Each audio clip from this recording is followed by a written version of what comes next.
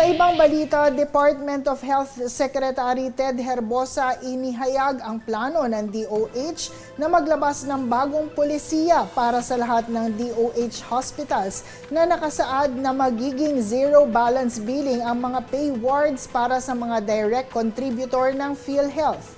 Ang mga pay wards ay iba pa sa basic accommodation na kasalukuyang sagot ng zero balance billing. Inanunsyo ko ang isang napakahalagang programa na uumpisahan natin sa DOH hospitals. Nagkaroon ng malakas na paghiling na bigyan natin ng mas magandang pribilehyo ang mga direct contributors ng PhilHealth. Ito yung mga nakakaltasan sa sweldo ng kanilang premium.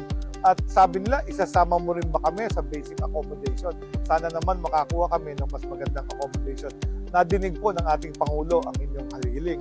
At inatasan ako to think of these programs. Papagandahin natin sa PhilHealth, merong mga panukalang kailangan pa ng proseso, pero ako bilang inyong kalihim ng kagawaran ng kalusugan ay pwede lang iutos sa lahat ng DOH hospitals through a department memorandum circular na maglalagay at mag-allocate ng special area for direct contributors or yung ating mga working class or middle class na gustong magpa-accommodate sa zero balance billing sa ating mga ospital.